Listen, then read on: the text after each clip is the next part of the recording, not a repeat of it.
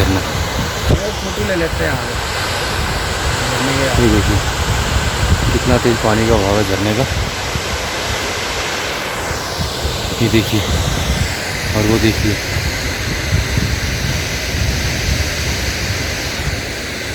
ये पूरा ग्लेशियर है।